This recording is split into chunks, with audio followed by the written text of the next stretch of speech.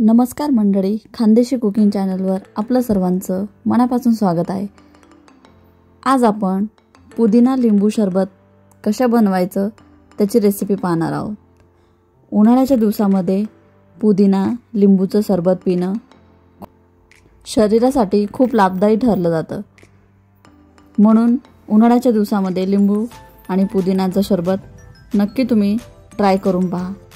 चला तर मग त्यासाठी लागणारे आपण साहित्य पाहूया। मी स्वच्छ असा पुदिना धुवून घेतलेला आहे, तुम्ही बघू शकता अशा पद्धतीने। लिंबू घेतलेला आहे एक दीड लिंबू, आणि हे आपल्याला सजवण्यासाठी मी असे काप करून घेतलेत लिंबूचे।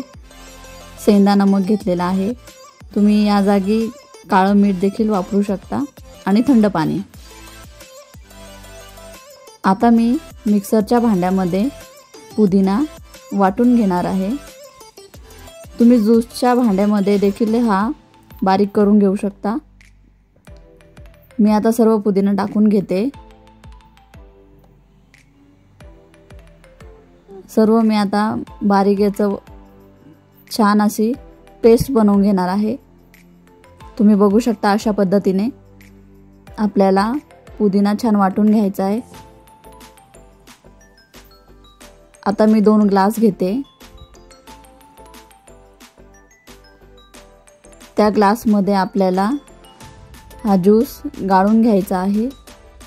तुम्ही बघू शकता अशा पद्धतीने तुम्हाला हवा तेवढा तुम्ही ज्यूस यामध्ये गाळून घेऊ शकता।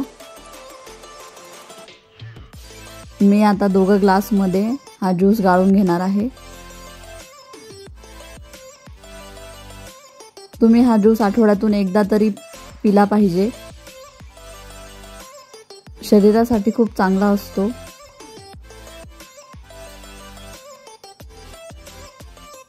जर तुम्हाला ॲसिडिटीचा त्रास असेल तर तुम्ही हा पुदिनाचा ज्यूस रोज पिला तरी काय हरकत नाही। आता यामध्ये मी लिंबू पिळून घेते। लिंबाच्या मी बिया काढून घेतलेल्या आहेत, तुम्ही बघू शकता। मी अर्धा लिंबू एका ग्लासमध्ये टाकते। आता दुसऱ्या ग्लासमध्ये मी दुसरा लिंबू टाकलाय। अशा पद्धतीने तुम्ही यामध्ये चाट मसाला देखील टाकू शकता। आता मी मीठ टाकून घेते।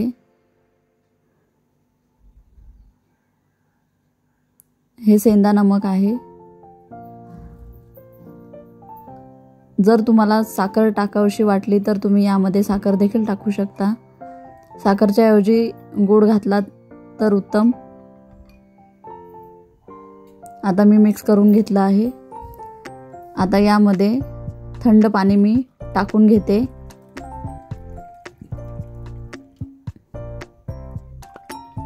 तुम्ही यामध्ये बर्फ देखील टाकू शकता, पण मी थंड पाणी वापरते, तुम्ही बघू शकता। आता मी सर्व करते। सर्व आपल्याला चम्मचने मिक्स करून घ्यायचं आहे। तयार झाला आहे आपला लिंबू पुदिना सरबत। किती छान आपल्या सरबतला रंग देखील आलेला आहे, तुम्ही बघू शकता।